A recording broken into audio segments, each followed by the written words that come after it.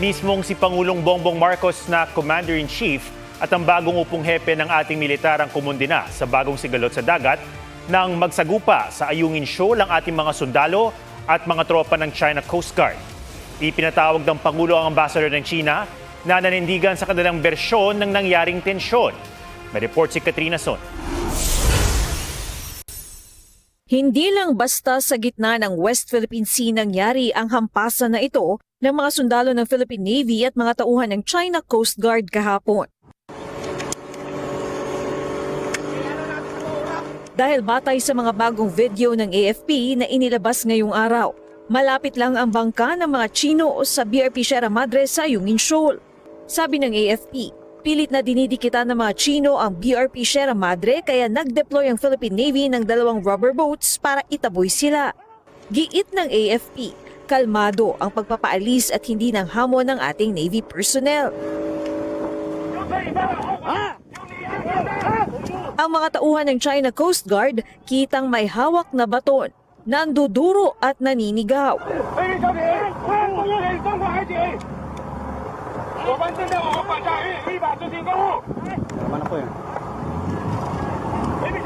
Paglapit ng isang rubber boat ng Pilipinas, isang Chinong Coast Guard ang akmang manghahampas.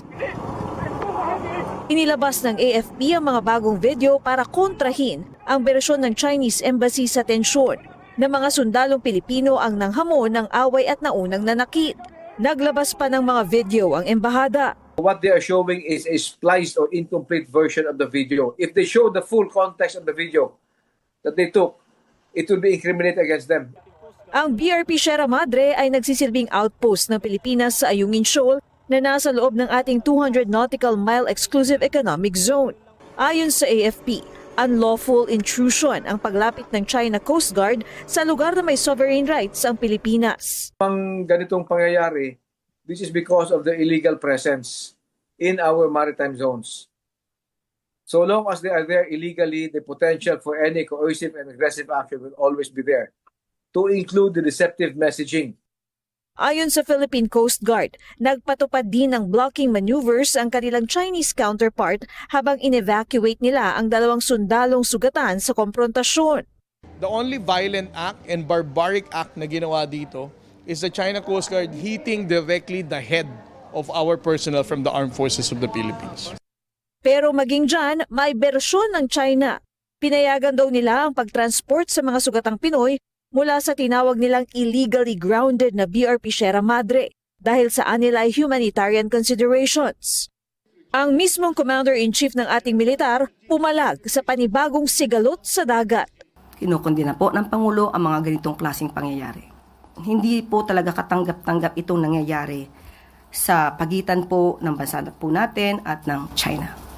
Ngayong araw, ipinatawag ni Pangulong Bongbong Marcos ang Chinese Ambassador. Hindi idinetalye ni Palace Press Officer Yusek Claire Castro kung ano ang kanilang pinag-usapan dahil anya may kinalaman ito sa national security. Magbabahagi raw sila ng impormasyon kung papayagan. Your soldiers, they're building some kind of a barrier nets, and they're doing some kind of a construction work in the ship. So we send 2 boats to check what happened. Then they send boats and people to challenge us, ask us leave, to provoke or something. Then something happened.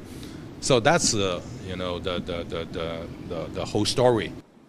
Ang bagong upong hepet ng AFP na si General Antonio Nafarrete, tiniyak na hindi mangingimi ang AFP sa pagtatanggol sa teritoryo ng Pilipinas. We have to stand our ground. Atin yan. Rest assured that we will also do our jobs. And I think they're ready for it. We have our rules of engagement also there. Katrina Son, GMA News.